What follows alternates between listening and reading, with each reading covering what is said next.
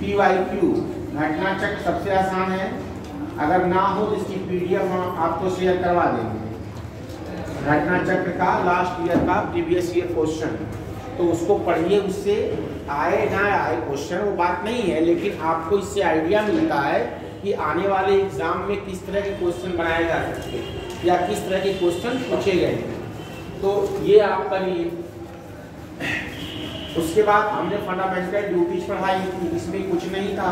Article 51A में पहले 10 fundamental duties, फिर 1 टोटल 11 फंडामेंटल ड्यूटीज हैं, और एक एक करके मैंने समझाया था, इसको पढ़ना है। इसके बाद घटना चक्र से जो पिछला ईयर का क्वेश्चन आया है उसको देख लीजिए। स्टेट लेजिस्लेचर मैंने पढ़ाया था, वो आप लोगों ने कुछ किया ही नहीं है, मतलब इतना पढ़ा के गए आप लोगों ने, तो इसको छोड़, ऐसे थोड़ी ना कुछ होता है भाई। चलो आज का देखो, आज आपका जो टॉपिक है कॉन्स्टिट्यूशनल बॉडीज, संवैधानिक संस्थाएं। ठीक, आपके आज का टॉपिक डालिए रहे संवैधानिक संस्थाएं।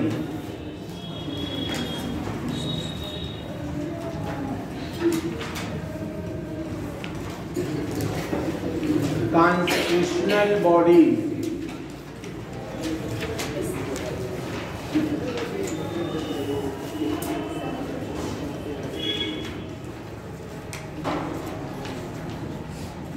ये आपका टॉपिक है। पहले तो ये क्लियर होना चाहिए what is the constitutional bodies. Constitutional bodies क्या होता है, नॉन कॉन्स्टिट्यूशनल बॉडीज क्या होता है, और संविधिक या इंग्लिश में स्टैट्यूटरी बॉडीज क्या होती है, कुछ आइडिया है। कॉन्स्टिट्यूशनल बॉडीज संवैधानिक संस्थाएं, गैर संवैधानिक संस्थाएं,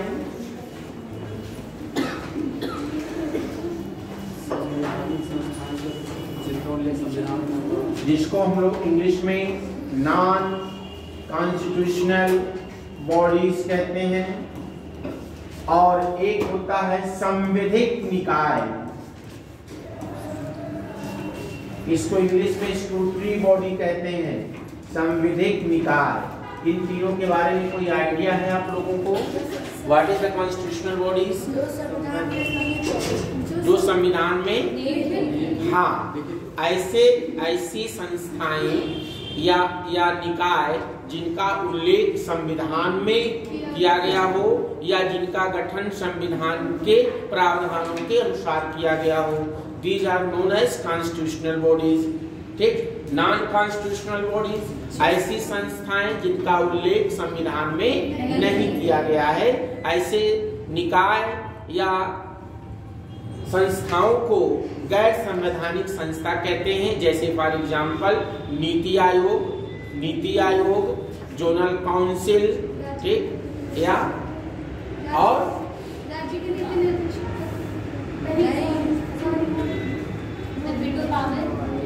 वीटो पावर।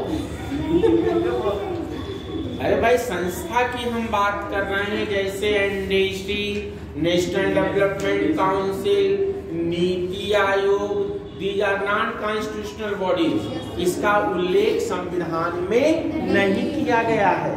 उसके बाद आता है संविधिक निकाय। ये संविधिक निकाय क्या होता है, इसको इंग्लिश में स्टैट्यूटरी बॉडीज कहते हैं। तो संविधिक निकाय क्या होता है एनी आइडिया? संविधिक, नॉट संवैधानिक, ये वर्ड है संविधिक निकाय, जो किसी कानून द्वारा बनाते। यस, ऐसे संस्थान या इंस्टीट्यूशन जिनका निर्माण संसद के अधिनियम या राज्य विधानमंडल के अधिनियम के तहत किया गया हो, जैसे national human rights commission, state राज्य मानवाधिकार आयोग, केंद्रीय सूचना आयोग, जैसे लोकपाल, लोकायुक्त, ये सब क्या हैं? ये ऐसी संस्थाएं हैं जिनका निर्माण कैसे किया गया है, संसद या राज्य विधानमंडल के कानून के तहत किया गया है। लिख लीजिए इसको तीनों, ऐसे बना लीजिए और तीनों लिख लीजिए, एग्जाम्पल लिख लीजिए, वरना किताब में लिखा होगा गैर संवैधानिक संस्थाएं, संवैधानिक संस्थाएं और संविधिक, तो आप इसका मतलब ही नहीं समझ पाएंगे। देखिए 3 पार्ट कर लीजिए। पहला लिखिए संवैधानिक संस्थाएं, दूसरा लिखिए गैर संवैधानिक संस्थाएं, और तीसरा लिखिए संविधिक निकाय। पहले वाले में लिखिए, 3 पार्ट में डिवाइड कर लीजिए, और पहले वाले के नीचे लिखिए यहाँ पे बेटा, ऐसे निकाय या संस्थाएं, ऐसे निकाय या संस्थाएं जिनका प्रावधान संविधान के अंतर्गत किया गया है, जिनके गठन का प्रावधान संविधान के अंतर्गत किया गया है, उन्हें संवैधानिक संस्थाएं कहते हैं। उन्हें, जिसके गठन का प्रावधान संविधान के अंतर्गत किया गया है, उन्हें संवैधानिक संस्थाएं कहते हैं। एग्जाम्पल के लिए लिखिए, ऐसे निकाय या संस्थाएं जिनका उल्लेख या वर्णन या जिनके गठन के बारे में संविधान में प्रावधान किया गया है, उन्हें संवैधानिक संस्थाएं कहते हैं। एग्जाम्पल लिखिए, वित्त आयोग, finance commission, CAG controller and auditor general of India, नियंत्रक एवं महालेखा परीक्षक। दूसरा लिखिए, नियंत्रक एवं CAG शॉर्ट फॉर्म में लिख लीजिए, CAG CAG, controller and auditor general of India, इसकी हिंदी होती है नियंत्रक एवं महालेखा परीक्षक। नियंत्रक एवं महालेखा परीक्षक, ठीक। हाँ लिख लीजिए, UPSC लिख लीजिए, यस UPSC लिख लीजिए, इलेक्शन कमीशन लिख लीजिए, SC ST OBC आयोग लिख लीजिए, UPSC, और आगे लिख लीजिए SC ST and OBC commission, SC ST and OBC आयोग। These are constitutional body, इनका उल्लेख संविधान में किया गया है। निर्वाचन आयोग भी लिख लिया है, ठीक है। अब इसमें लिखिए, गैर संवैधानिक संस्थाएं, ऐसी संस्थाएं या निकाय, ऐसी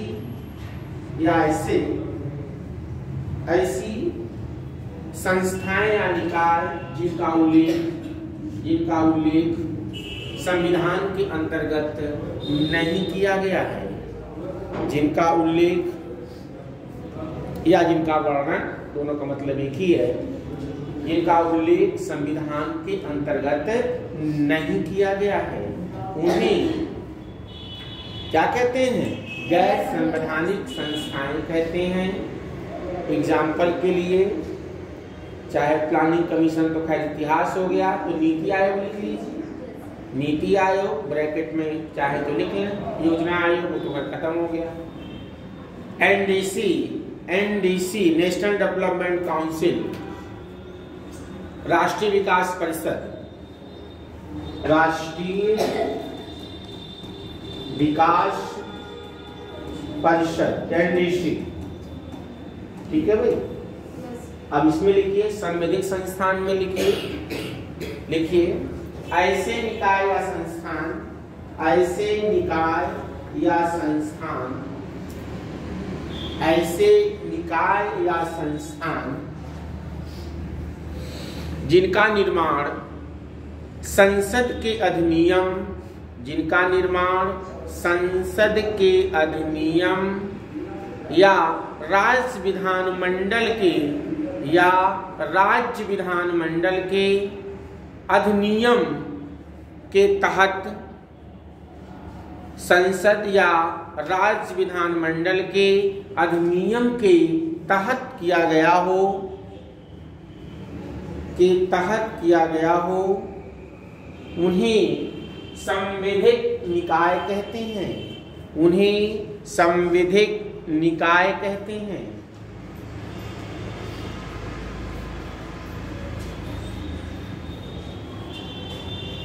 अब एग्जाम्पल लिख लीजिए, national human rights commission, short form में लिखिएगा नेशनल ह्यूमन राइट्स कमीशन, राष्ट्रीय मानवाधिकार आयोग, राज्य वाला लिखो चाहे ना लिखो, लिखो राष्ट्रीय मानवाधिकार आयोग, नेशनल ह्यूमन राइट्स कमीशन, ठीक, अगला एग्जाम्पल लिखिए, लोकपाल, लोकायुक्त, वो अलग अलग है, Lokpal central level, Lokayukta state level, ठीक। और लिख लीजिए केंद्रीय सूचना आयोग और राज्य सूचना आयोग, केंद्रीय सूचना आयोग और राज्य सूचना आयोग। और भी बहुत है, जैसे एनजीटी है, नेशनल ग्रीन ट्रिब्यूनल है, ऐसी बहुत संस्थाएं हैं। एनजीटी जानते हैं? एनजीटी का नाम सुना है? हाँ, राष्ट्रीय हरित प्राधिकरण, जिनको एनवायरमेंट से संबंधित किसी मामले को 6 मंथ के अंदर डिस्पोज ऑफ करना होता है, अपना निर्णय देना होता है। ये 2010 में संसद के अधिनियम के तहत बना था, ठीक है। तो ये सारी चीजें बेटा क्लियर हो गई। All of you, what is the constitutional bodies, non constitutional bodies and statutory bodies, ये सारी क्लियर है, कोई दिक्कत तो किसी को नहीं। अब आप हेडिंग डालिए, कॉन्स्टिट्यूशनल बॉडीज में हम लोग सबसे पहले पढ़ेंगे महान्यायवादी। क्या पढ़ाया गया है? अटॉर्नी जनरल ऑफ इंडिया नहीं पढ़ाया गया, डाल लीजिए हेडिंग। चलो मैं करता हूँ। आर्टिकल 76 ये भी पूछ लेता है एग्जाम में, भारत का महान्यायवादी,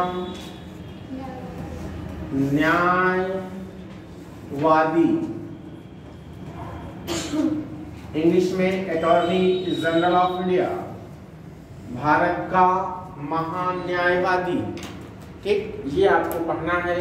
तो आर्टिकल 76 कहता है कि भारत सरकार को लीगल मैटर पर क्या करने के लिए, एडवाइस करने के लिए, सलाह देने के लिए, या अगर कोई पर्सन गवर्नमेंट के खिलाफ मुकदमा करता है, जैसे आपने कई सारे केस पढ़े होंगे, Keshavananda Bharati versus state of Kerala, या Maneka Gandhi versus state union of India, Bharat संघ का मामला हो, यानी कि ऐसे मामले या मुकदमे जो आप गवर्नमेंट के खिलाफ करते हैं, आपको पता होना चाहिए कि गवर्नमेंट के खिलाफ भी मुकदमा किया जा सकता है। Government is a corporate body, corporate body में जो मुकदमा कर भी सकती है और जिसके खिलाफ मुकदमा किया भी जा सकता है।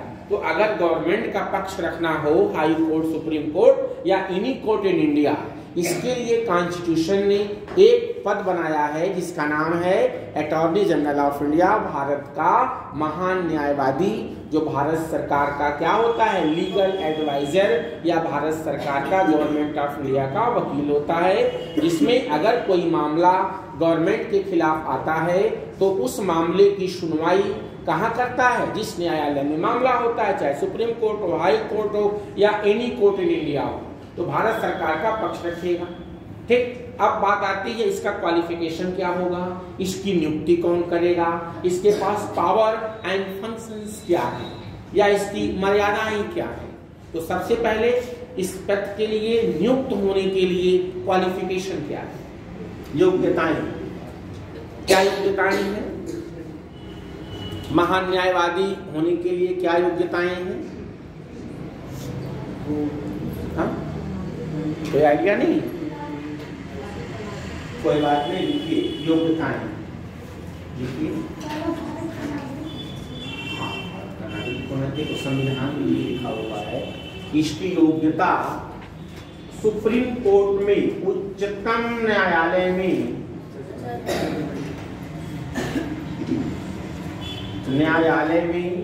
क्या बनने का हो, न्यायाधीश बनने की योग्यता रखता हो। तो सुप्रीम कोर्ट में न्यायाधीश बनने की योग्यता क्या है, भारत का क्या होना चाहिए, नागरिक होना चाहिए। दूसरी चीज, उम्र भी कुछ है, 65, 75, 80, 25 कुछ है, मिनिमम एज कुछ है, कोई मिनिमम एज नहीं है, एज के बारे में नो। ठीक, और क्या होना चाहिए, भारत का नागरिक, एज लिमिट का कोई मतलब नहीं है, मैक्सिमम 65 होना चाहिए, वो रिटायरमेंट होगा, वो बात अलग है। दूसरा बताइए, भारत सरकार के खिलाफ कोई भी केस नहीं, अरे यार, भारत सुप्रीम कोर्ट पढ़ाया गया है कि नहीं? सुप्रीम कोर्ट टॉपिक हो गया है, सुप्रीम कोर्ट क्लास में पढ़ा दिया गया है, नहीं पढ़ाया गया? 10 साल से उच्च न्यायालय का हम जो पूछ रहे हैं, I only ask the supreme court topic is complete और नॉट? ठीक, नहीं पढ़ाएगा तो हम उस सब्जेक्ट करके देखो। भारत का नागरिक होना चाहिए फर्स्ट। दूसरा, पहला इसमें 3 चीजें में से कोई एक होना चाहिए। पहला इसमें है किसी भी हाई कोर्ट में, किसी भी उच्च न्यायालय में, एक न्यायालय में या एक से अधिक न्यायालय में, किसी भी उच्च न्यायालय में 5 वर्ष तक वह न्यायिक कार्य किया हो या जज के रूप में काम किया हो। कितने साल तक? 5 साल तक। दूसरा, और 10 वर्ष तक। कितने वर्ष तक? दूसरा क्वालिफिकेशन या ये 10 वर्ष तक कहां पर? हाई कोर्ट में क्या किया हो? वकालत किया हो, एडवोकेट के रूप में काम किया हो। और तीसरा, और एक क्वालिफिकेशन और है, वो है राष्ट्रपति की नजर में विधि का एक पारंगत कहो चाहे जो कहो, एक विधि का अच्छा ज्ञाता होना चाहिए। तो विधि विशेषज्ञ या विधि का ज्ञाता होना चाहिए। किसके नजर में? प्रेसिडेंट ऑफ इंडिया के नजर में। This is qualification a person become the chief justice in supreme court. यह क्वालिफिकेशन है भारत के उच्चतम न्यायालय में न्यायाधीश बनने की। क्या होना चाहिए? उम्र की कोई सीमा नहीं है, मतलब कोई बात नहीं, उम्र को लेकर के कोई बात नहीं की गई है।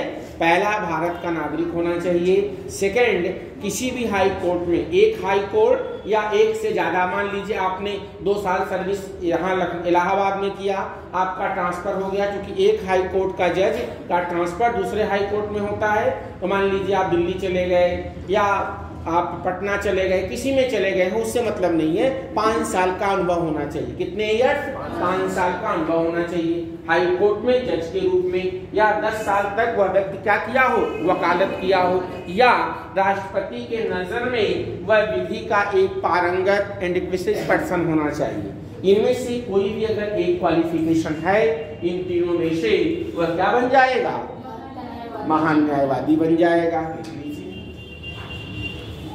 लिख लीजिए महान न्यायवादी की योग्यताएं, लिख लीजिए। पहला, भारत का नागरिक हो, सिटीजन ऑफ इंडिया, भारत का नागरिक हो, ठीक। दूसरी बात क्या लिखेंगे? किसी भी उच्च न्यायालय में, एक में या एक से ज्यादा, उससे मतलब नहीं है, 5 साल तक जज के रूप में काम किया हो। कितने साल तक? 5 साल, लिख लीजिए। दूसरा लिख लीजिए 10 वर्ष तक हाई कोर्ट में वकालत किया हो। इसमें भी एक हाई कोर्ट में किया हो, 10 में किया, उससे मतलब नहीं है। 10 इयर्स की प्रैक्टिस होनी चाहिए। और तीसरा, और राष्ट्रपति के नजर में विधि का पारंगत या विशेषज्ञ या क्या काम होना चाहिए, एक क्वालिफिकेशन, ठीक है। अब लिखेंगे नियुक्ति, अपॉइंटमेंट।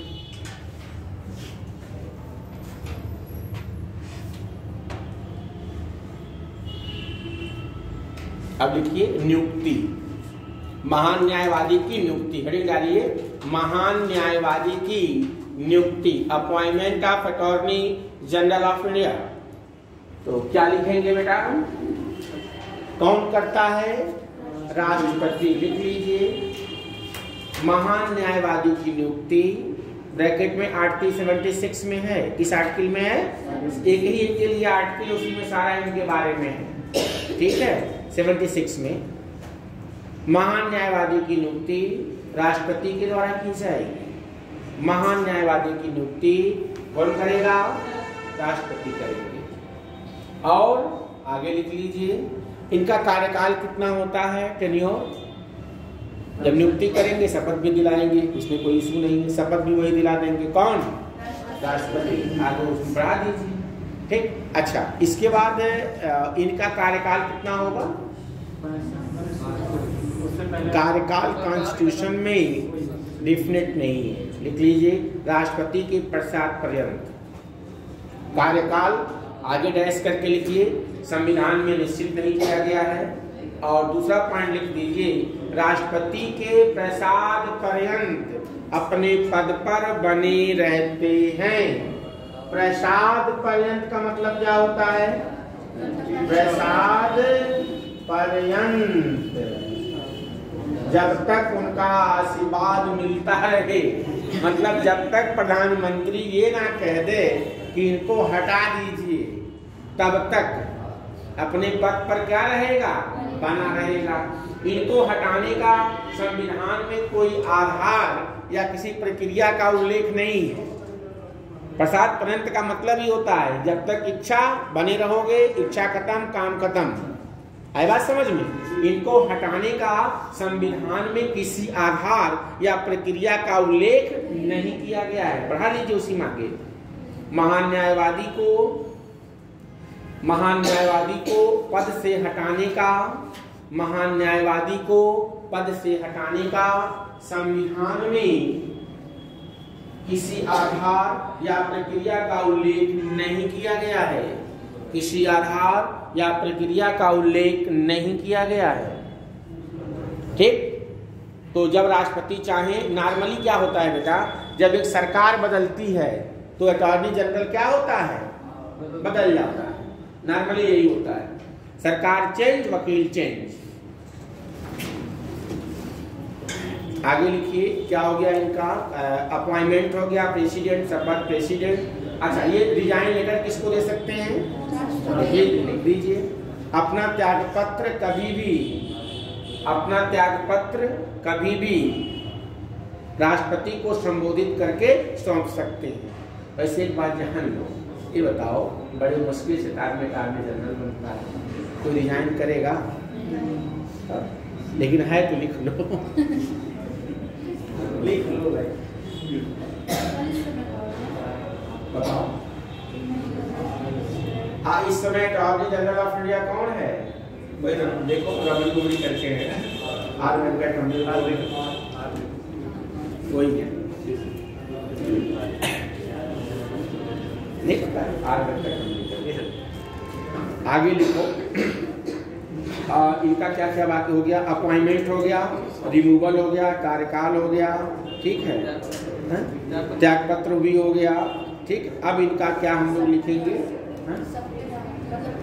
हाँ, शक्तियाँ और कार्य। ठीक है, अगली हेडिंग डालिए।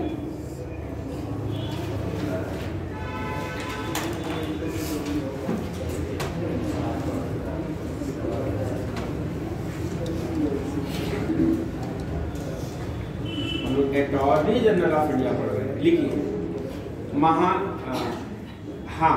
इनके वेतन भत्ते नहीं लिखे यार, डालो हेडिंग, वेतन और भत्ते। क्या छूट रहा है बताओ? मेन चीज तो लिख ही नहीं रहे हो, लिखो वेतन और भत्ते।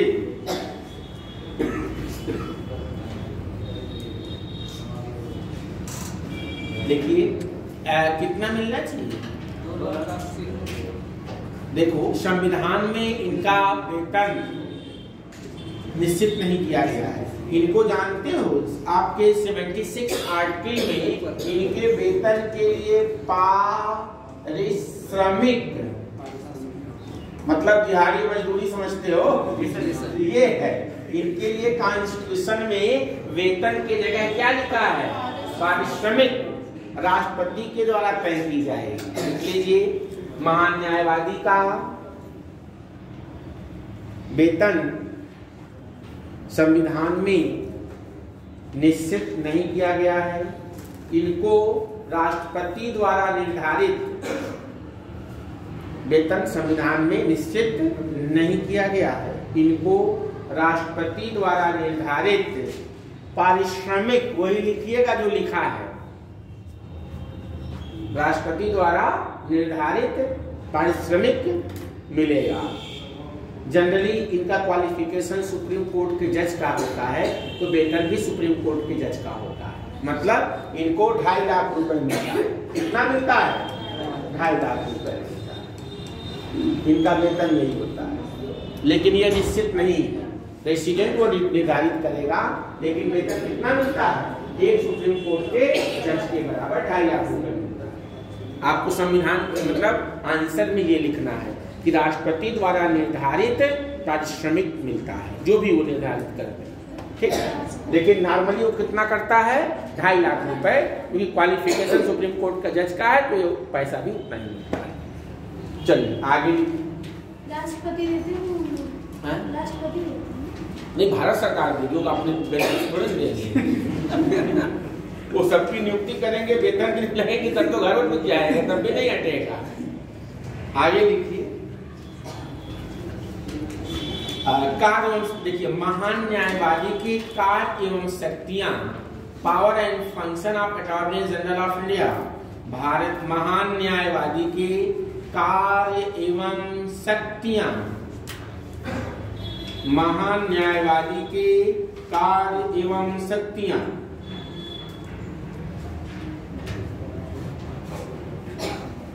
लिख लीजिए। महान न्यायवादी देश का सर्वोच्च कानूनी अधिकारी होता है। आप लोग अगर कभी एग्जाम में आता है कि देश का सर्वोच्च कानूनी अधिकारी कौन होता है, तो क्या लगाएंगे? सुप्रीम कोर्ट का चीफ जस्टिस की महान न्यायवादी, महान न्यायवादी को लगाएंगे। लिख लीजिए, यह देश का सर्वोच्च कानूनी अधिकारी होता है। महान न्यायवादी देश का सर्वोच्च कानूनी अधिकारी होता है। ठीक, ये तो ऐसे हो गया। आगे लिखिए, महान न्यायवादी के कार्य,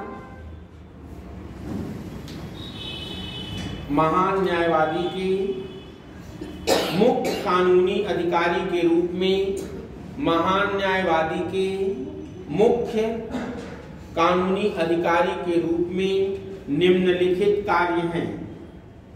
निम्नलिखित कार्य हैं। पहला पॉइंट लिखिए, फर्स्ट पॉइंट, भारत सरकार को ऐसे विधि संबंधी, भारत सरकार को ऐसे विधि संबंधी विषयों पर सलाह दे, भारत सरकार को विधि संबंधी ऐसे विषयों पर सलाह दे जो राष्ट्रपति द्वारा सौंपे गए हों, जो राष्ट्रपति द्वारा सौंपे गए हों। तो गवर्नमेंट ऑफ इंडिया को ऐसे मैटर पे एडवाइस करेगा, सलाह करेगा जो प्रेसिडेंट ऑफ इंडिया उनको हैंड ओवर किए होंगे। तो भारत सरकार को ऐसे लीगल मैटर पर सलाह देना जो राष्ट्रपति द्वारा क्या किए गए हों, सौंपे गए हों। सेकंड पॉइंट लिखिए, दूसरा नंबर लिखिए, राइट डाउन।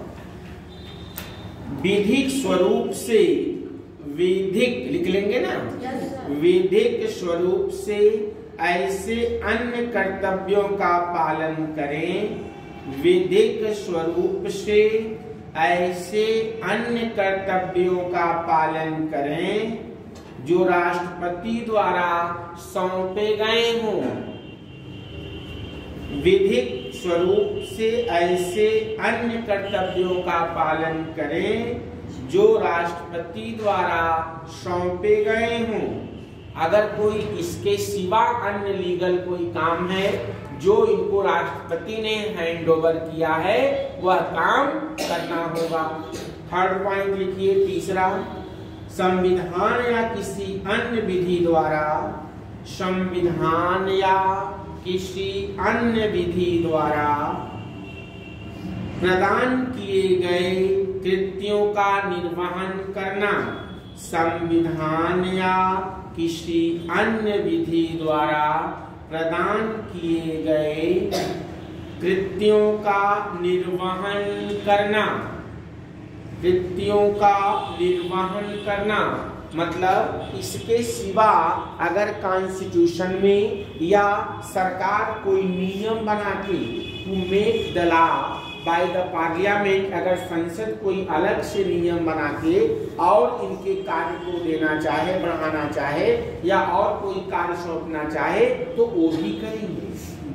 ठीक बात। तो कुल मिलाकर के क्या हुआ कि भारत सरकार को कानूनी मैटर पर सलाह देना या लीगल मैटर से संबंधित अगर कोई प्रॉब्लम आती है तो उसको देखना, उसकी स्टडी करना और उस पर सलाह देना। ठीक, अगला हेडिंग लिखिए, इसी में आगे बढ़ाइए। लिखिए राष्ट्रपति, हेडिंग लिखिए राष्ट्रपति महान न्यायवादी को निम्नलिखित कार्य सौंपता है। राष्ट्रपति महान न्यायवादी को निम्नलिखित कार्य सौंपता है। हेडिंग डालिए यही, राष्ट्रपति महान न्यायवादी को निम्नलिखित कार्य सौंपता है। पहला लिखिए, फर्स्ट पॉइंट, भारत सरकार से संबंधित मामले को लेकर, भारत सरकार से संबंधित मामले को लेकर उच्चतम न्यायालय में, भारत सरकार से संबंधित मामले को लेकर उच्चतम न्यायालय में भारत सरकार की ओर से पेश होना। मामले को लेकर उच्चतम न्यायालय में भारत सरकार की ओर से पेश होना। जैसे अगर कोई व्यक्ति सरकार के ऊपर मुकदमा कर दे तो उस मुकदमे की पैरवी करने कौन आएगा? गवर्नमेंट ऑफ इंडिया की तरफ से अटॉर्नी जनरल ऑफ इंडिया आएगा, भारत का महान न्यायवादी आएगा। दूसरा पॉइंट लिखिए, और कौन सा कार्य कर देते हैं? संविधान आर्टिकल 143 लिखिए, आर्टिकल 143। दूसरा पॉइंट आर्टिकल 143 अनुच्छेद 143 के तहत, अनुच्छेद 143 के तहत राष्ट्रपति के द्वारा उच्चतम न्यायालय में, राष्ट्रपति के द्वारा उच्चतम न्यायालय में भारत सरकार का प्रतिनिधित्व करना। अनुच्छेद 145 के तहत राष्ट्रपति के द्वारा उच्चतम न्यायालय में भारत सरकार का प्रतिनिधित्व करना। एक पॉइंट और लिख लीजिए, फिर इकट्ठे समझाते हैं। अब लिखिए पॉइंट नंबर 3, सरकार से संबंधित, पॉइंट नंबर 3, सरकार से संबंधित किसी मामले में, सरकार से संबंधित किसी मामले में उच्च न्यायालय में सुनवाई का अधिकार। सरकार से संबंधित किसी मामले में उच्च न्यायालय, high court not supreme court, उच्च न्यायालय में सुनवाई का अधिकार। अब इसको समझिए। दूसरा पॉइंट हमने लिखाया आर्टिकल 143, इसके बारे में कोई आइडिया है आप लोगों को? Any idea about article 143 of the Indian constitution? कोई आइडिया नहीं है, कोई बात नहीं। देखो आर्टिकल 145 राष्ट्रपति को यह अधिकार देता है, यह पावर प्रोवाइड करता है कि राष्ट्रपति किसी कानूनी विषय पर, लीगल मैटर पर वह सुप्रीम कोर्ट से क्या लेते हैं? सलाह लेते हैं। क्या लेते हैं? सलाह लेते हैं। आर्टिकल 143 के तहत तो अगर कोई सलाह लेने जाएगा तो राष्ट्रपति को अपने जाएंगे नहीं, किसी को भेजेंगे। तो किसको भेजते हैं? महान न्यायवादी को। वही सरकार का क्या रखता है? पक्ष रखता है। बात समझ में? चलिए आगे बाकी जब आपको सुप्रीम कोर्ट जब पढ़ाया जाएगा इसके बारे में डिटेल बताया जाएगा। यहाँ इतना ही था तो उतना मैंने आपको बता दिया। अगला क्या है? अगर कोई मामला हाई कोर्ट में मुकदमा चल रहा हो गवर्नमेंट ऑफ इंडिया के खिलाफ, तो वहां पर भी कौन पेश होगा? Attorney general of India. ठीक है। अब अगला हेडिंग डालेंगे। इतने में बेटा किसी कोई दिक्कत तो नहीं? All is clear, very clear कि ऑल क्लियर? ऑल क्लियर यार हम तो घबरा जाएंगे यार, ऑल क्लियर कर दोगे तो। ऑल क्लियर का मतलब सब खत्म। भगवान ने कितने कान दिए हैं? 2, एक सुनने के लिए और एक।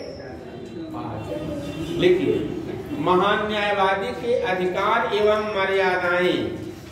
महान न्यायवादी के अधिकार एवं मर्यादाएं।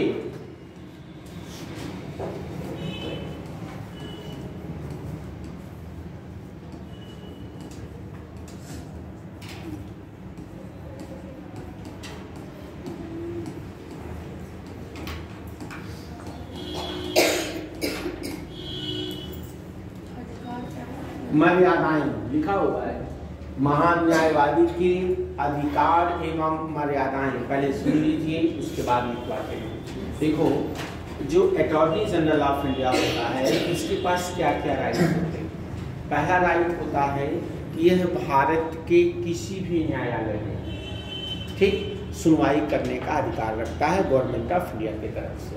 On the behalf of government of India, attorney general of India have right to for any matter, represent any matter before the any court in India. यानी कि महान न्यायवादी भारत सरकार की तरफ से भारत के किसी भी न्यायालय में, supreme court, high court, district court, tribunal, जितने भी न्यायालय हैं, सब में पेश होने का अधिकार है। दूसरा, इसके पास क्या अधिकार होता है? संसद के दोनों सदनों में, both house of the parliament को अटेंड करने मतलब भाग लेने, बोलने का अधिकार रखता है, बट वोटिंग राइट नहीं होता है इसके पास। क्या नहीं होता है? संसद के दोनों सदन यानी कि लोकसभा और राज्यसभा में यह क्या करेगा? भाग लेगा, ठीक है, बोलेगा, बोलने का भी राइट है इसे। लेकिन जब वोटिंग होती है, वोट पड़ता है, तब इसके पास ये राइट नहीं होता है। अच्छा, ऐसा क्यों भाई? बिना मेंबर तो होता नहीं है पार्लियामेंट का, ही इसलिए नहीं वोट करता है क्योंकि यह संसद का सदस्य नहीं होता है। सिंपल सी बात है। तो यह संसद के दोनों सदनों में क्या करेगा? प्रेजेंट होगा, भाग लेगा, डिस्कशन भी करेगा, सब कुछ करेगा, बट एक काम नहीं करेगा, इसके पास वोटिंग राइट नहीं होता। और क्यों नहीं होता है? क्योंकि यह संसद के किसी भी सदन का मेंबर नहीं होता है। आई बात समझ में? यहाँ तक कि यह ज्वाइंट सेटिंग में भी भाग लेता है। ज्वाइंट सेटिंग के बारे में जानते हैं?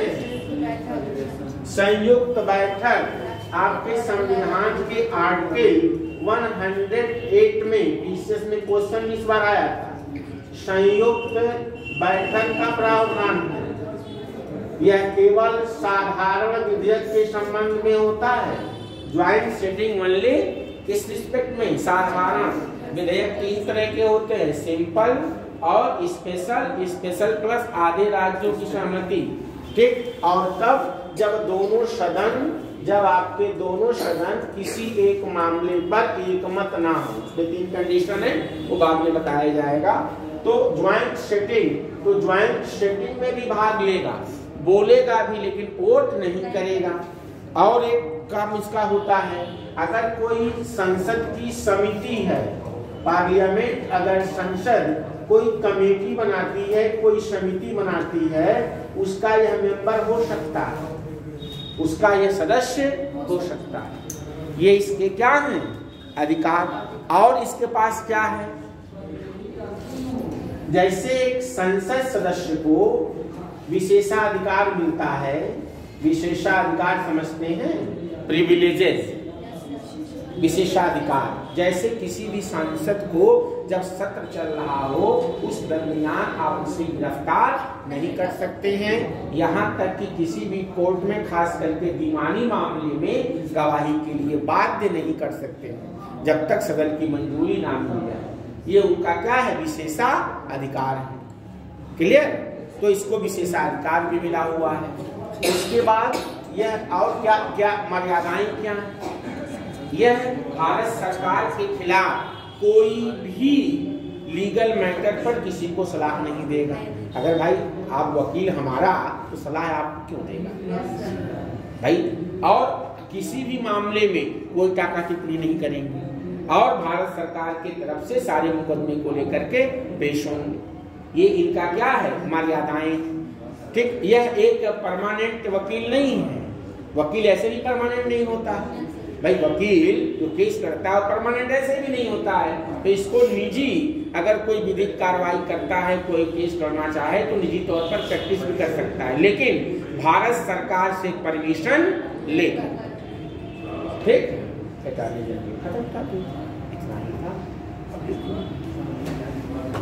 नहीं समझे? इतना ही अटॉर्नी जनरल के बारे में आपको जानना, लिख लीजिए। अब हम लोग नेक्स्ट टॉपिक पढ़ेंगे, नोट करिए। महान न्यायवादी, नोट करो बेटा, महान न्यायवादी भारत के किसी भी क्षेत्र में, महान न्यायवादी भारत के किसी भी क्षेत्र में, किसी भी अदालत में, किसी भी क्षेत्र में, किसी भी अदालत में सुनवाई का अधिकार है। किसी भी अदालत में सुनवाई का अधिकार है। इसके अतिरिक्त सुनवाई का अधिकार है तथा संसद के दोनों सदनों में बोलने या कार्यवाही में भाग लेने, संसद के दोनों सदनों में बोलने या कार्यवाही में भाग लेने या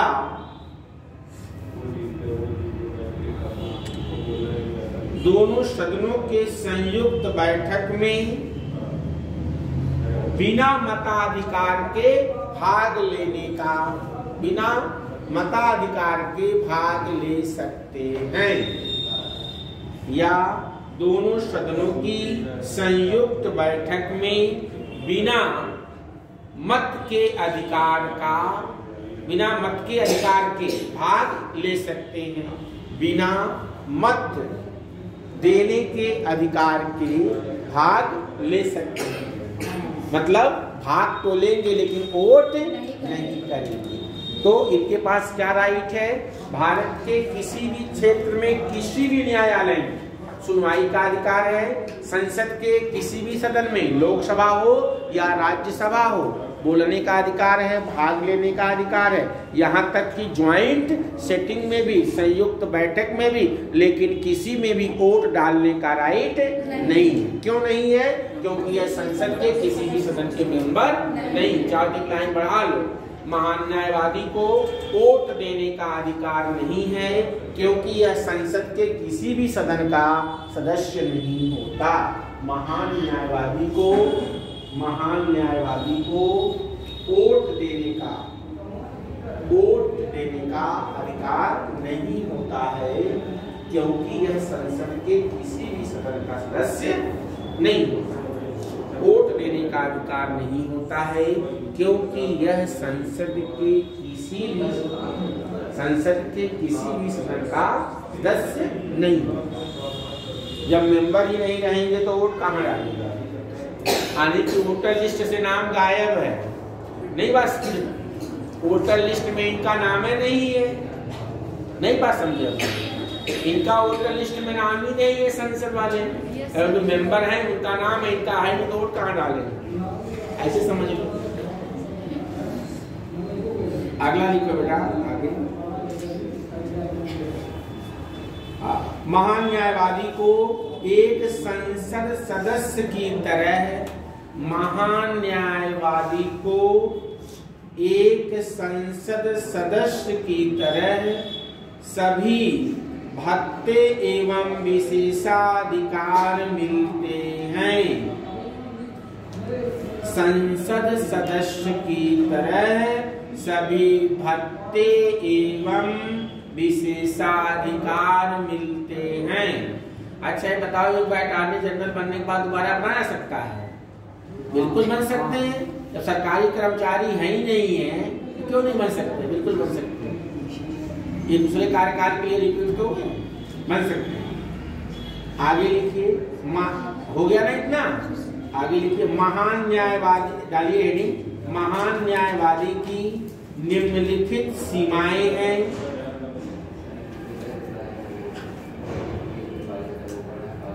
महान न्यायवादी की निम्नलिखित सीमाएं हैं। सीमा कहो चाहे मर्यादा कहो, बात रखिए। पहला नंबर देखो, फर्स्ट पॉइंट, क्या इनकी सीमा है, बाउंड्री या मर्यादाएं हैं? महान न्यायवादी भारत सरकार के खिलाफ, इसका शॉर्ट फॉर्म लिख दिया करो। महान न्यायवादी हमेशा मत लिखो, जैसे महान न्यायवादी को अटॉर्नी जनरल तो एजी लिख दिया करो। क्या लिख दिया करो? एजी, मतलब एजी लिख दिया करो पूरा। जब कभी हम सर्वोच्च न्यायालय या उच्चतम न्यायालय बोले, आप एससी लिख दिया करिए। हाई कोर्ट बोले, एससी लिख दिया करिए। इससे क्या होता है? टाइम बच जाता है, पूरा लिखना नहीं पड़ता है। आई बात समझ में? पूरा लिखेंगे तो टाइम, वर्ड क्या होते हैं, छूट जाते हैं। लिखिए बेटा, महान न्यायवादी भारत सरकार के खिलाफ कोई सलाह या विश्लेषण नहीं कर सकता। भारत सरकार के खिलाफ कोई सलाह या विश्लेषण नहीं कर सकता।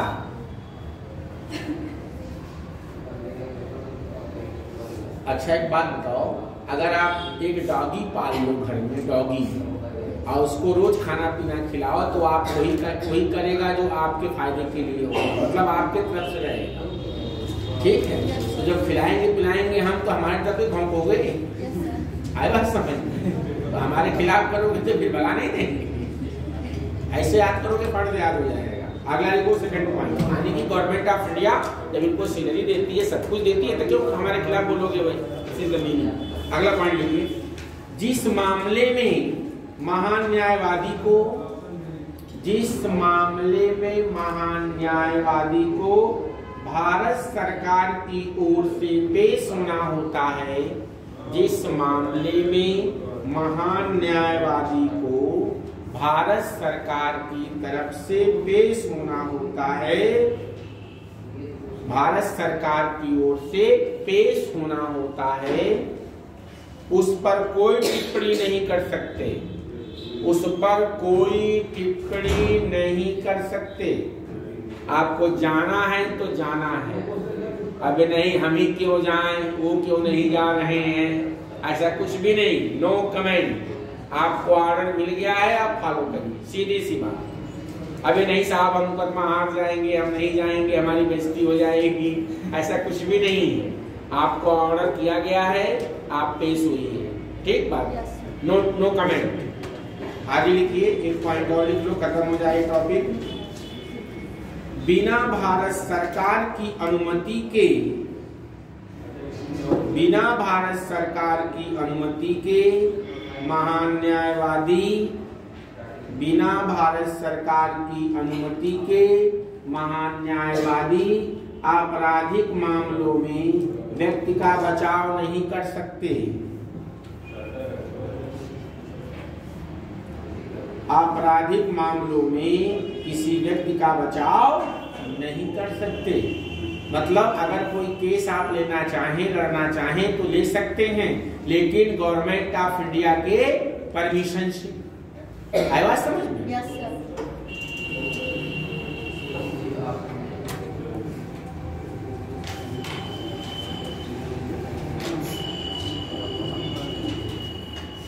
आगे नेक्स्ट पॉइंट, बिना सरकार की अनुमति के, बिना सरकार की अनुमति के महान न्यायवादी किसी परिषद, बिना भारत सरकार की अनुमति के महान न्यायवादी किसी परिषद या कंपनी के निदेशक का पद ग्रहण नहीं कर सकते। किसी परिषद या कंपनी के निदेशक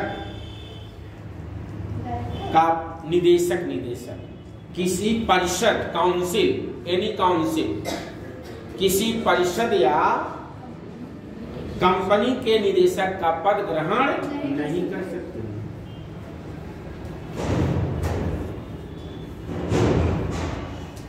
आगे लिखिए। हालांकि महान न्यायवादी भारत सरकार का पूर्णकालिक वकील नहीं है। हालांकि महान न्यायवादी सरकार का पूर्णकालिक वकील नहीं है। यह सरकारी कर्मचारी की श्रेणी में नहीं आता। हालांकि महान न्यायवादी सरकार का पूर्णकालिक, लिख लोगे पूर्णकालिक वकील नहीं है। ठीक, और लिखिए यह सरकारी कर्मचारी की श्रेणी में नहीं आते हैं, इसलिए इन्हें निजी कार्यवाही से रोका नहीं जा सकता।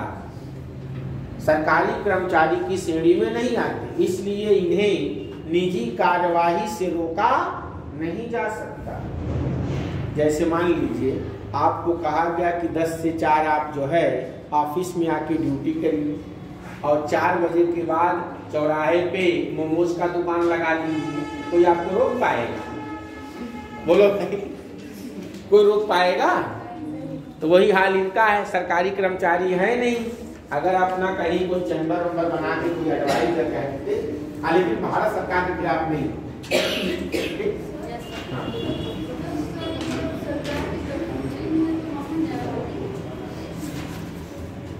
अब चूंकि सरकार इनको हायर करती है और उस पर जब चाहे सरकार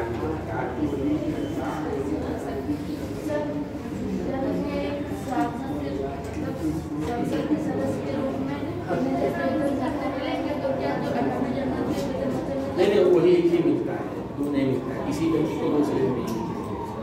ठीक है, हफ्ते का मतलब कहीं आना जाना होगा, DA ऐसे ठीक। और कुछ अब चलिए अगली हेडिंग डाल लीजिए। पहले फाइनेंस कमीशन पढ़ रहे हैं, फिर CAG पढ़ रहे हैं, कैग डाल लीजिए। वित्त आयोग, फिर तुरंत क्या काम से आपका CAG देख रहे हैं। 4 टॉपिक कवर तो 4 कर देंगे, कवर 2-3 हो जाएगा, 3 कर देंगे। क्या घड़ी क्यों देख रहे हैं? डालिए हेडिंग वित्त आयोग, फाइनेंस कमीशन। इसके बाद हम लोग पढ़ेंगे कैग, CAG। पहले वित्त आयोग पढ़ रहे हैं, ये टॉपिक छोटा है।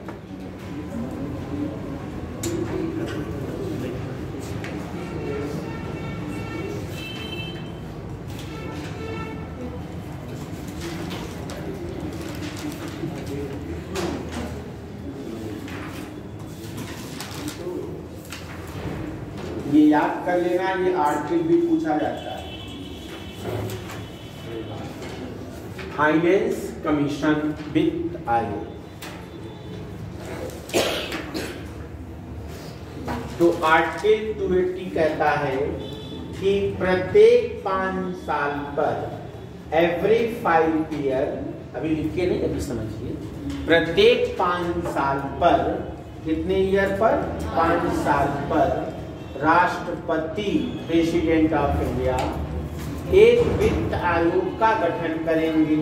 क्या बनाएंगे? फाइनेंस कमीशन बनाएंगे। अगर जरूरी हुआ तो 5 साल के पहले भी अपॉइंट कर देंगे। अगर जरूरी हुआ, नेसेसरी, तो 5 साल के पहले भी क्या कर दिया जाएगा? नियुक्त कर दिया जाएगा। ठीक बात। इनका काम, इसमें फाइनेंस कमीशन की नियुक्ति होगी। तो फिर नियुक्ति किसकी होगी? यानी कि जो वित्त आयोग है, वित्त आयोग में कौन कौन होगा, या वित्त आयोग की संरचना क्या होगी, स्ट्रक्चर क्या होगा। तो वित्त आयोग में एक अध्यक्ष होता है। क्या होता है? एक अध्यक्ष होता है, जिसकी क्वालिफिकेशन क्या होती है? सार्वजनिक मामलों का अच्छा अनुभव या ज्ञाता हो। अभी हम सब लिखवा देंगे, पहले समझ लीजिए। तो एक वित्त आयोग का एक अध्यक्ष होता है। यह इस अध्यक्ष के बाद सार्वजनिक मामले का क्या हो? पब्लिक अफेयर का, इसकी अच्छी जानकारी हो। इसमें प्लस 4 मेंबर और होते हैं। तो कुल कितने होते हैं? 5 अध्यक्ष मिला करके कितने होते हैं? 5 मेंबर होते हैं। जो 4 मेंबर होते हैं इसमें एक व्यक्ति ऐसा होना चाहिए जो इकोनॉमिक्स को जानता हो, यानी कि एक इकोनॉमिक्स होना चाहिए, इकोनॉमी का ज्ञाता होना चाहिए। दूसरा व्यक्ति एक ऐसा होना चाहिए जो हाई कोर्ट का जज बनने की योग्यता रखता हो। तीसरा एक फाइनेंशियल एडमिनिस्ट्रेशन, वित्तीय प्रशासन का, किस प्रशासन का? वित्तीय प्रशासन का अनुभवी या ज्ञानी व्यक्ति होना चाहिए। और जो चौथा मेंबर होगा वह अकाउंट सर्विस का क्या होना चाहिए? ज्ञाता होना चाहिए। लेखा विभाग, लेखा, अकाउंट का मतलब लेखा। ये 4 मेंबर होते हैं 4 क्षेत्रों के। एक इकोनॉमिस्ट हो, एक हाई कोर्ट का वकील बनने के योग्य हो, एक वित्तीय प्रशासन का ज्ञाता हो, एक अकाउंट सर्विस का ज्ञाता हो। इससे मिलकर के आपका क्या बनेगा? वित्त आयोग बनेगा। अब यह आयोग काम क्या करेगा? फाइनेंस कमीशन का कार्य क्या होगा? फंक्शन क्या होगा? पहला फंक्शन इसका होगा जो टैक्स वसूले जाएंगे, कर, जो टैक्स वसूले जाएंगे, इस टैक्स में कितना पैसा राज्य को मिले और कितना केंद्र सरकार अपने लिए रखे। तो टैक्सेस के बंटवारे के लिए सेंटर और राज्य के बीच टैक्सेस का जो बंटवारा है उसमें शेयर कितना किसको मिलेगा, इस पर क्या देना? सलाह देना। जैसे इस समय 41% राज्यों को मिलता है, बाकी रेस्ट ऑफ 59% केंद्र सरकार अपने पास रखती है। मीन्स अगर 100 रुपया आता है तो 41 कहाँ चला जाएगा? राज्यों के पास, और 49 रुपए गवर्नमेंट ऑफ इंडिया अपने पास रखेगी। तो पहला काम इनका क्या है? केंद्र और राज्यों के बीच टैक्सेस के बंटवारे पर क्या देना? रिकमेंडेशन देना। दूसरा काम इनका क्या होता है कि एक राज्य वित्त, एक आप लोगों ने पढ़ा होगा राज्य वित्त आयोग, या नहीं जानते हैं तो आगे जान जाएंगे। तो जो राज्य वित्त आयोग होता है, तो जो आपके पंचायतें हैं, जैसे आपके यहाँ पंचायत ग्राम सभाएं होंगी, ठीक है, हाँ, लोकल बॉडी जिसे कहते हैं, नगर पालिकाएं और ग्राम पंचायतें। तो ये क्या करता है? स्टेट फाइनेंस कमीशन राज्य की संचित निधि से, कहां से? राज्य की संचित निधि से कितना पैसा किसको दिया जाए? पंचायतों को, इसके लिए सलाह देता है। तो इसी के ऊपर भाई राज्य की संचित निधि में पैसा कहां से आएगा? जब टैक्स से, या जो केंद्र सरकार पैसा दे उसको। तो इसके लिए भी कि जो राज्य सरकार ने किसको? पंचायतों को पैसा देगी, उसके बारे में भी रिकमेंडेशन देना। तीसरी एक होता है ग्रांट इन एड, आर्टिकल 275 आपके संविधान में है। इसमें कहते हैं ग्रांट इन एड, मतलब राज्यों को अनुदान के रूप में सहायता करना, ग्रांट देना, अनुदान देना, राज्यों को अनुदान। तो भारत की संचित निधि से कितना पैसा, कितना ग्रांट राज्यों को मिलेगा, इसके बारे में सिफारिश करना। ठीक। चौथा काम इसका होता है कोई अन्य मैटर जो राष्ट्रपति के द्वारा सौंपा जाए, बाकी उनका कोई काम नहीं। वित्त आयोग ओवर एंड अपनी रिपोर्ट किसको देंगे? राष्ट्रपति को। वह संसद के दोनों सदन में क्या करेंगे? रखवा देंगे। इतना ही काम है बेटा वित्त आयोग। अभी तक 16 वित्त आयोगों की नियुक्ति हो चुकी। तो इतनी बात सबको समझ में आ गई? अब लिखवा दे रहे हैं, फिर एक बार समझा देंगे। वित्त आयोग फाइनेंस कमीशन डाल लीजिए।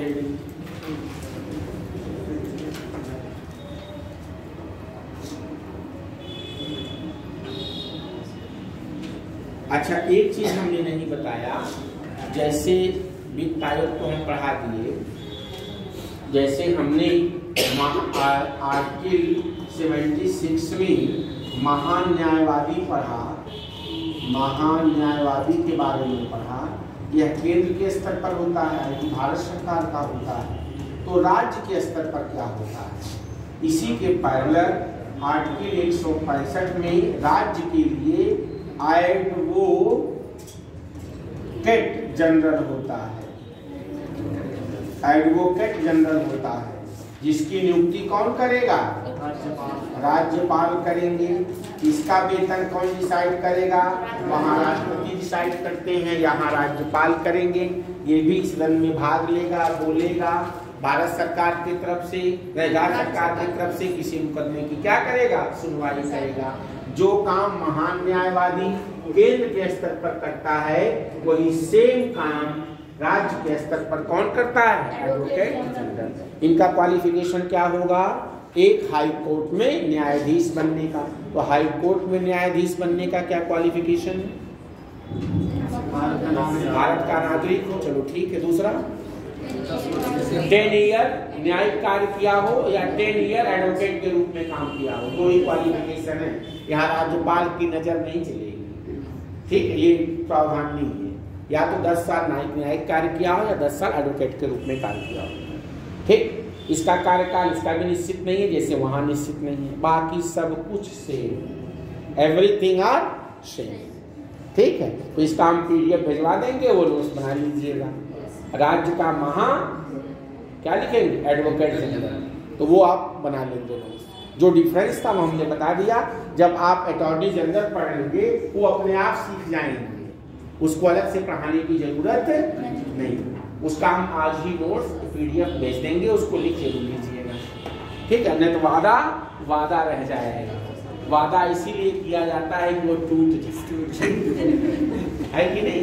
अब गाना भी है, वादा कभी ना करना, मिलने की तुम कोशिश करना, है कि नहीं? वादा तो टूट जाता। बात समझ में आ रहा है भाई? एक हमारे स्टूडेंट ने पूछा कि आर्टिकल 21 में, आपका नाम नहीं लेंगे, चिंता मत करिए, कि आर्टिकल 21 में क्या एक व्यक्ति को अपने मर्जी से शादी करने का अधिकार है? बिल्कुल। लेकिन कम्युनिकेशन 1 वे नहीं होना चाहिए, 2 वे होना चाहिए। अब मान लो आपका मन हो, उसका मन ना हो, तो गोलियां चलती हैं वही, ठीक है भाई। 21 आर्टिकल आपको अपने मनपसंद से मैरिज करने का या आगे फैमिली प्लानिंग करने का राइट देता है, लेकिन दोनों के अंडरस्टैंडिंग से होता है, ये चीज है, ठीक बात। चलो कोई नहीं, आगे लिखो। बहुत लोग कह देंगे आज फंडामेंटल राइट पढ़ गया है, नहीं लिखो। लिखिए, लिखो संविधान के अनुच्छेद 280 के अंतर्गत, संविधान के अनुच्छेद 280 के अंतर्गत अर्ध न्यायिक क्वासी जुडिशियल बॉडी, अर्ध न्यायिक निकाय के रूप में वित्त आयोग की व्यवस्था की गई है, वित्त आयोग की व्यवस्था की गई है।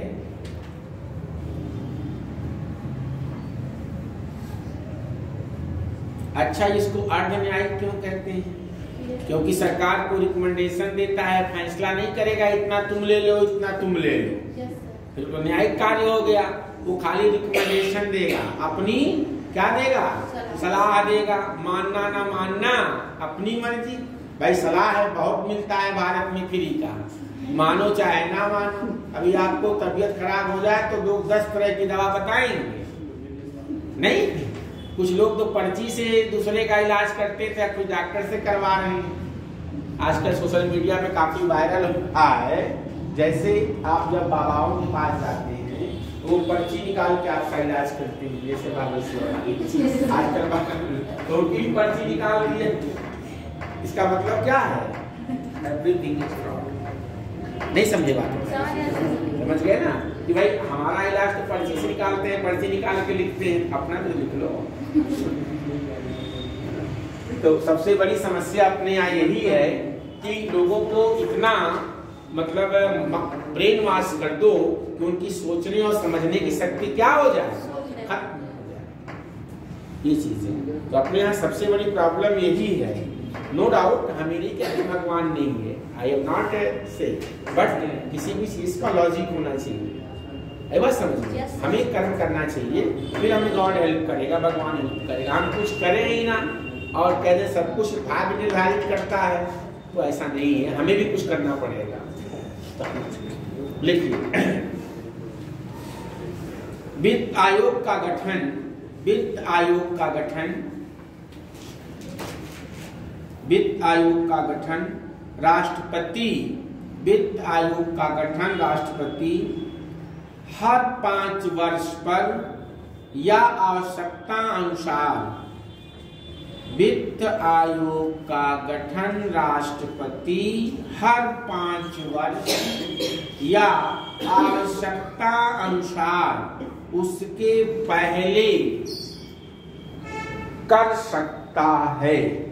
आवश्यकता अनुसार उसके पहले भी कर सकता है।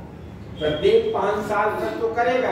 मान लो अगर पहले जरूरी है तो पहले भी कर देगा। Every 5 year or before 5 year according to needs। अगर जरूरी है तो 5 साल के पहले भी कर देगा, लेकिन नियम क्या है, प्रत्येक 5 साल पर। ठीक, आगे लिखिए,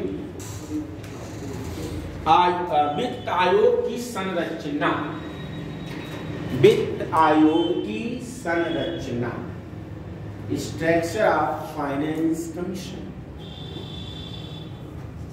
वित्त आयोग की संरचना तो क्या लिखेंगे, लिखिए, वित्त आयोग में एक अध्यक्ष और वित्त आयोग में एक अध्यक्ष और 4 अन्य सदस्य होते हैं जिनकी योग्यताएं निम्नलिखित हैं।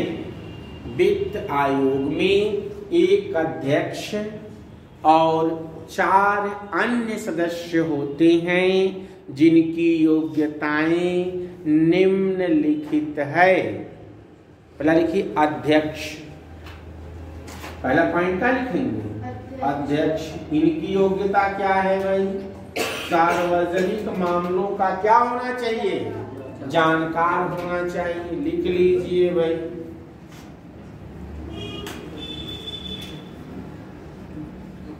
सार्वजनिक मामलों का अनुभवी या जानकार हो, सार्वजनिक मामलों का अनुभवी या क्या हो, जानकार हो।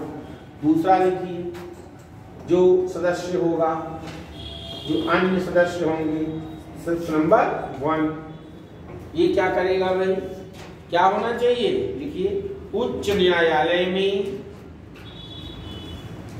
किसी उच्च न्यायालय में न्यायाधीश या इस पद के लिए योग्य व्यक्ति, किसी उच्च न्यायालय में न्यायाधीश या इस पद के लिए योग्य व्यक्ति, आई बात समझ में, इस पद के लिए योग्य व्यक्ति, चाहे वो न्यायाधीश हो तो भी बन जाएगा या हाई कोर्ट का न्यायाधीश बनने की योग्यता रखता है। ठीक बात। अगला मेंबर लिखिए, तीसरे नंबर का, एक व्यक्ति कैसा होना चाहिए, ये तो ये हो गया, एक लिखिए। अगला तीसरा लिखवा तो दिया था, इकोनॉमिस्ट होना चाहिए। लिखिए, एक ऐसा व्यक्ति जो अर्थशास्त्र का विशेष ज्ञाता हो, एक ऐसा व्यक्ति जो अर्थशास्त्र का क्या हो, विशेष ज्ञाता हो। तीसरा लिखिए, एक ऐसा व्यक्ति जिसे वित्तीय प्रशासन और वित्तीय प्रशासन, देखो, प्रशासन और वित्तीय प्रशासन का अनुभव, एक्सपीरियंस हो। एक ऐसा व्यक्ति जिसे प्रशासन और वित्तीय प्रशासन या मामलों का व्यापक अनुभव हो, या अनुभव, वित्तीय मामलों का व्यापक अनुभव हो। लास्ट लिख लीजिए, एक ऐसा व्यक्ति जिसे लेखा एवं वित्त मामलों का विशेष ज्ञान हो, लेखा एवं वित्त मामलों का विशेष ज्ञान, लेखा अकाउंट का हो, हाँ, वित्त मामलों का विशेष ज्ञान। आई बात समझ में? ये 5 लोग होते हैं फाइनेंस कमीशन। ठीक, फाइनेंस कमीशन बन गया, अपनी रिपोर्ट दे दिया, इनका काम खत्म। आई बात समझ में? इनका कोई 10 साल 20 साल या 65 साल कार्यकाल नहीं होता है। कमीशन बना दिया गया, आप काम कर दीजिए, रिपोर्ट सौंप दीजिए, जाइए घर। एक बात आगे लिखिए, वित्त आयोग का आप क्या लिखेंगे? काम। देखिए, वित्त आयोग के कार्य, वित्त आयोग के कार्य भी सब बता चुकी है नहीं, बट लिखवा दे फटाफट, खत्म हो जाए। वित्त आयोग के कार्य, एक चीज देख लो कि जितनी भी चीजें पढ़ाई जाए बेटा, फायदा तभी करती है जब आप उसको रिवीजन करते रहे, उसको पढ़ते रहे। देखो, ना जानना कोई बुराई नहीं होती है, लेकिन पढ़ाने के बाद एक टीचर ये आप अपने स्टूडेंट से ये उम्मीद रखता है, एक्सपेक्ट करता है कि जो चीज़ें हमने पढ़ा दिया है, अगर नेक्स्ट टाइम हम पूछें तो वह व्यक्ति क्या कर, वह बच्चा तैयार किया हो। तो आप लोग की भी ये ड्यूटी है, बुक्स है ही है, नहीं है तो हमने PDF भिजवा दिया था, बेयर एक्ट है, बुक्स को पढ़िए, बेयर एक्ट को पढ़िए, बुक्स नहीं पढ़ना, चलो अभी हम कह देते हैं बुक्स और बेयर एक्ट, प्लस एक हम घटना चक्र का क्वेश्चन नहीं होता है जो क्वेश्चन पेपर आते हैं, वो PDF के फॉर्म में डलवा देंगे। तो उसको भी जब आप पढ़ रहे हैं, नोट्स पढ़ रहे हैं, बेयर एक्ट पढ़ रहे हैं, बुक पढ़ रहे हैं, तो बैठ करके उसको भी कीजिए कि कैसा पेपर आया था। जैसे मान लीजिए हमने आपको फाइनेंस कमीशन पढ़ा दिया, उसमें देख लीजिए कहाँ फाइनेंस कमीशन देख रखा है, उस पर जितने क्वेश्चन आज तक के IAS PCS या अदर स्टेट में आए हैं उसको कर लीजिए। हमने जैसे मान लीजिए महान न्यायवादी पढ़ाया, तो महान न्यायवादी पर कौन कौन से क्वेश्चन आज तक आए हैं उसको देख लीजिए। हमने आपको DPSP पढ़ाया, उसका देख लीजिए, फंडामेंटल ड्यूटीज, स्टेट लेजिस्लेचर, जितने भी टॉपिक्स हमने पढ़ाए हैं उसका क्या करिए, आप पूरा डिटेल देख लीजिए और कर लीजिए, वरना अलमारियां सस्ती जाएंगी, हम आगे बढ़ते जाएंगे और आप सीख नहीं पाएंगे। ठीक बात, तो मेरे साथ चलिए, और कल संडे भी है, जो भी अगर मैं नोट्स भेजूंगा कर लीजिएगा, इतना काम जरूर कर लीजिएगा। और जब भी आया करिए तो रिवाइज करके क्लास में बैठा करिए, पढ़ करके बैठा करिए, जिससे आप लोग हमसे क्लास क्वेश्चन कर सकें। अब हमारा वन वे कम्युनिकेशन हो जाता है, आप लोग कुछ पूछते नहीं, आपको पूछना चाहिए ना, है बात समझ। जब पढ़, इसका मतलब पढ़ के नहीं आती, ये अपने आप में अंडरस्टूड होता है। If nobody ask anything in my class, it means nobody can study. Simple सा फार्मूला है। जब अगर पढ़ोगे फंसेगा पूछो, और नहीं पढ़ोगे नो स्टडी नो कंफ्यूजन। बल्ले बल्ले लिखिए, वित्त आयोग के कार्य, बिना परमिशन के कहाँ निकल जा रहे हो क्लास से? विदाउट परमिशन के क्लास मत लीव किया करिए, पूछ लिया करिए, फिर जाएगा।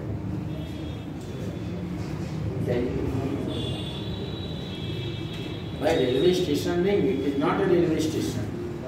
आई बात समझ में? यहाँ आने के लिए और जाने के लिए परमिशन लेना होगा। लिखिए, वित्त आयोग राष्ट्रपति को वित्त आयोग राष्ट्रपति को निम्नलिखित मामलों पर सिफारिशें करता है। वित्त आयोग राष्ट्रपति को निम्नलिखित मामलों पर सिफारिशें करता है या सिफारिश करता है। पहला पॉइंट लिखिए माय डियर, फर्स्ट पॉइंट लिखिए, संघ और राज्यों के बीच, संघ और राज्यों के बीच, संघ और राज्यों के बीच करों के, कर का मतलब टैक्स बेटा, करों के टैक्सेस करों के शुद्ध आगमों, शुद्ध मतलब जितनी प्राप्तियां होंगी, आगम का मतलब जितनी रिसीव हुआ है, आगमों, आगामोशाली, आ की मात्रा भी लगा दो, शुद्ध आगमों का वितरण, शुद्ध आगमों का वितरण और राज्यों के बीच ऐसे आगमों का आवंटन, और राज्यों के बीच ऐसे आगमों, इसमें आ की मात्रा मत लगाना, आगमों का आवंटन मतलब बंटवारा, टैक्सेस का बंटवारा। अगला देखिए दूसरा, सेकंड पॉइंट, भारत की संचित निधि से, भारत की संचित निधि से, भारत की संचित निधि किस आर्टिकल में?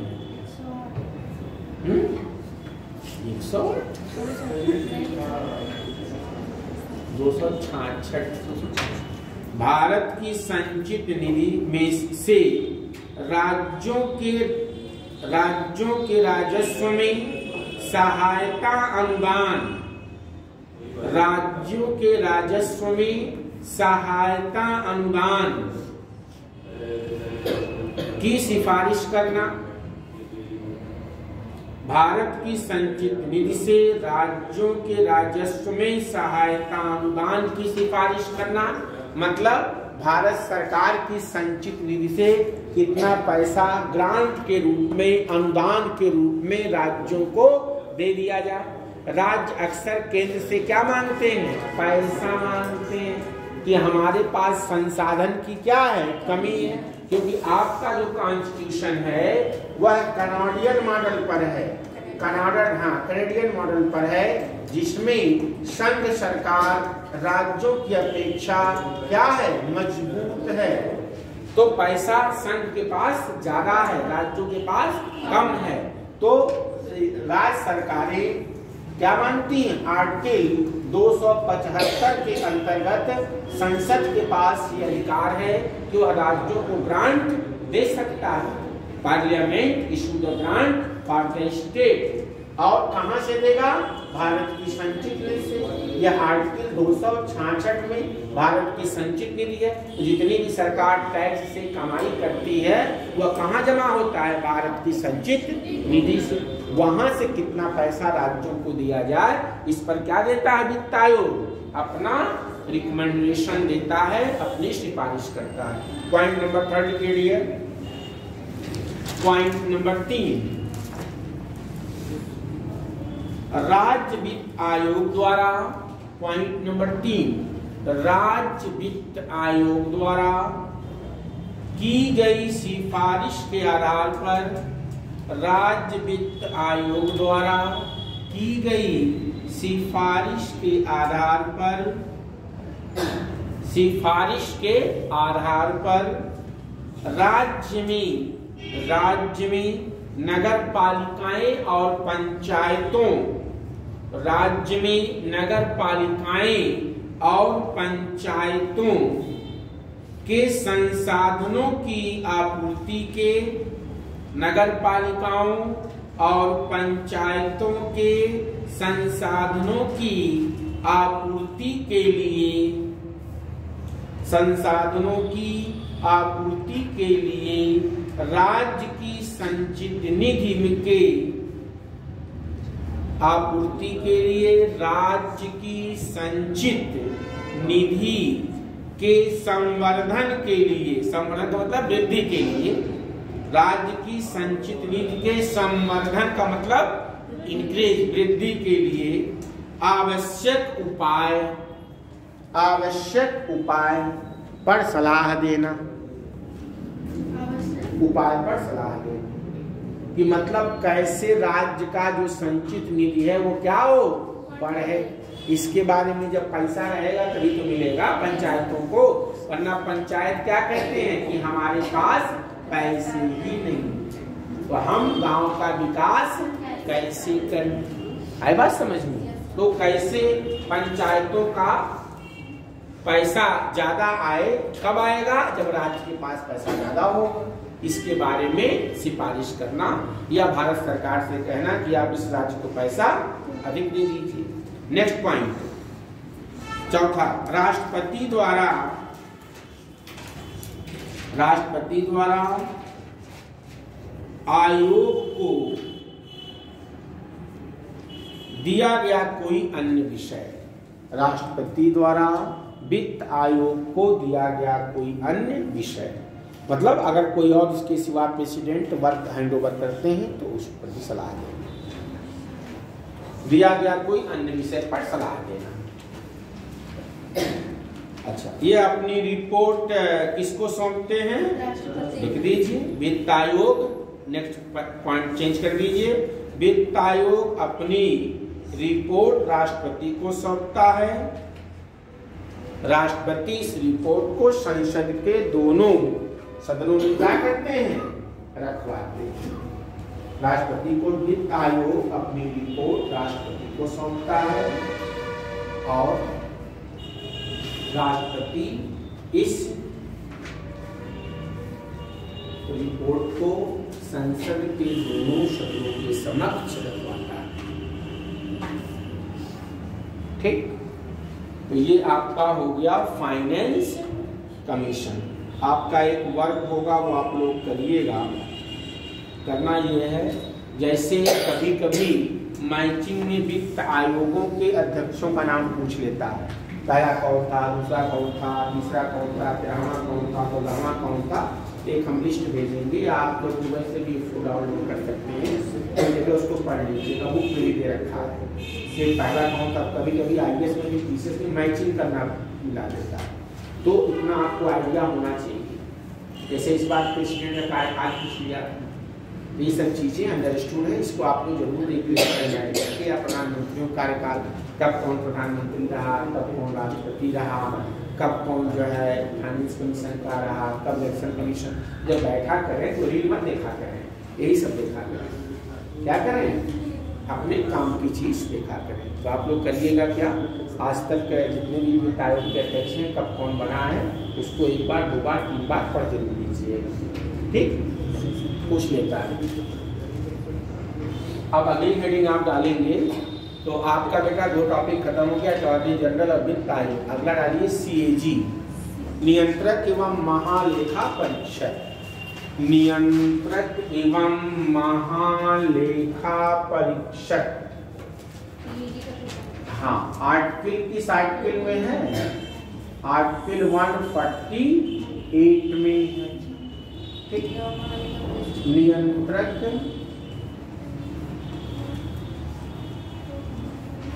एवं महालेखा परीक्षक। नियंत्रक एवं महालेखा परीक्षक, comptroller and auditor general of India, article 148 के अंतर्गत। इसका जो अनुच्छेद है वो 148 से लेकर के 151 तक। ठीक बात, पूरा लिख लीजिएगा, आर्टिकल 148 to 151। ठीक है, अब इसको हम लोग समझ लेंगे और उसके बाद 5 मिनट ब्रेक दे देंगे अभी, लेकिन इसको समझा दें कि जल्दी टाइम रहना खा करिएगा। 5 मिनट में पानी पी के आ जाएंगे सर, नहीं तो सबसे खाने लगे। आओ भाई, क्या हाल चाल है, सब बात करिएगा, हाँ, क्योंकि हम भी पेट पकड़ के भागना है जो रखते। अब पता नहीं 4 बजे उस समय दिखा रहा था, लेट हो जाए तो बढ़िया है।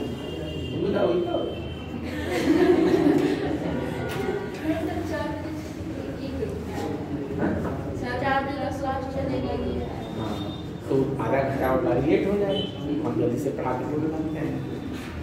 नहीं, चलो समझो। देखो, CAG का कैग का काम क्या होता है? तो कैग का काम है जितना बजट सरकार बनाती है, क्या बनाती है? बजट। तो हर मंत्रालय को, हर विभाग को पैसा दिया जाता है। भाई खाद्य मंत्रालय इतना, शिक्षा विभाग इतना, सबको पैसा दिया जाता है। तो ये करता क्या है, पैसा आपने कहाँ खर्च किया इसकी जांच करना, कितना खर्च किया, कहाँ किया, कैसे किया। तो एक बजट का एक नियम होता है बजट का कि जो पैसा जिस मद में आया हो, जिस आइटम या मद का मतलब आइटम, जिस मद में आया है उसी मद में खर्च होना चाहिए। मान लीजिए पैसा अगर बिल्डिंग बनवाने के लिए आया है तो पैसा से वो बिल्डिंग ही बनना चाहिए, अब ये नहीं उस पैसे से गाड़ी खरीद ली जाए चलने के लिए। मतलब जो पैसा जिस मद में आया है उसी मद में खर्च होना चाहिए। ये सबकी लेखाओं की क्या करता है, जांच करता है। जांच करने के बाद रिपोर्ट प्रेसिडेंट ऑफ इंडिया को सौंपता है। अब बात आती है कि इनकी नियुक्ति कैसे होती है, तो प्रेसिडेंट करता है। कार्यकाल कितना होता है, 6 या 65 वर्ष। इनकी नियुक्ति कौन करता है, राष्ट्रपति करता है। हालांकि क्वालिफिकेशन के बारे में कोई भी प्रावधान नहीं, no any provision mention under our constitution, कोई ऐसा इनके बारे में प्रावधान नहीं किया गया है कि क्वालिफिकेशन होना चाहिए। ठीक, तो राष्ट्रपति सीएजी की नियुक्ति करेगा। इसका कार्यकाल कितना होगा, तो 6 या 65 वर्ष। इसमें जो भी पहले हो, जो भी पहले हो, इसका मतलब क्या होता है बेटा, ये अक्सर बुक में लिखा होता है 6 या 65 में जो भी पहले हो।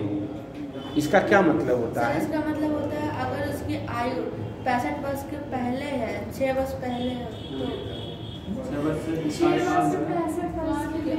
उसका कार्यकाल अगर 6 वर्ष है या तो उसकी आयु 6 वर्ष से पहले 65 वर्ष हो जाए उसकी कार्यकाल, तो उससे पहले वो समय निवृत्त हो जाएगा या तो फिर 6 वर्ष पूरा उसके बाद। बिल्कुल सही बता रहे हो। इनका कहने का मतलब है जैसे मान लीजिए अगर कोई व्यक्ति 60 साल पे बनता है तो ये 6 साल काम करेगा तो फिर 66 साल हो जाएगा। कितना हो जाएगा, 66। तो 6 साल नहीं करेगा, जैसे उम्र 65 साल पूरी होगी यानी कि ये 5 साल काम करेंगे। अगर कोई मान लो 50 साल पे बनता है तो वो 6 ही साल काम करेगा, 56 तक, 65 तक नहीं जाएगा, वरना तो 15 साल हो जाएगा।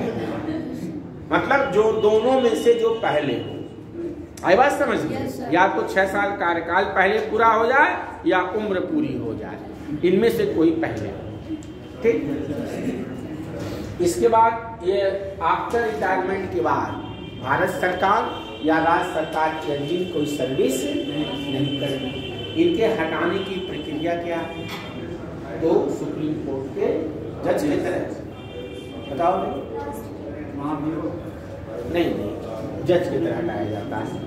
ठीक, हाँ, और अपनी रिपोर्ट किसको सौंपते हैं, राष्ट्रपति। लेकिन एक यहाँ समझने वाला पॉइंट है कि इनका जो वर्क होता है वह पोस्टमार्टम जैसा होता है। 100% समझते हो कि मतलब ये खर्च पैसे को कैसे कौन मंत्रालय खर्च करेगा इस पर इनका कोई अंकुश नहीं है। जैसे जिस विभाग को पैसा दे दिया गया अपना वो खर्च कर रहा है, सही कर रहा है गलत कर रहा है, इनसे कोई लेना देना नहीं। जब वो पूरा खर्च कर लेता है तब ये जांच करते हैं कि गलत हुआ कि सही। जैसे एक आदमी जब मर जाता है तब उसकी पोस्टमार्टम की जाती है, कैसे मरा है, वही हाल इनका है। तो भारत में सीएजी का कार्य जो होता है वह पोस्टमार्टम जैसा है, क्योंकि इनका खर्च के ऊपर कोई नियंत्रण नहीं है। लेकिन ब्रिटेन में उल्टा है, वहाँ पैसा लेने के पहले सीएजी परमिशन, लेकिन हमारे यहाँ संसद की परमिशन से बजट बनता है। ठीक है, तो अभी ब्रेक करते हैं, फिर इसको रिकैप करते हैं। Okay, only 5 minute. कितने मिनट, 5 से 7, एक आध 2 मिनट पहले बढ़ गया, लेकिन इससे ज्यादा ना बढ़ाना। ठीक है, इसको बंद कर दो, फिर अभी स्टार्ट कर दें।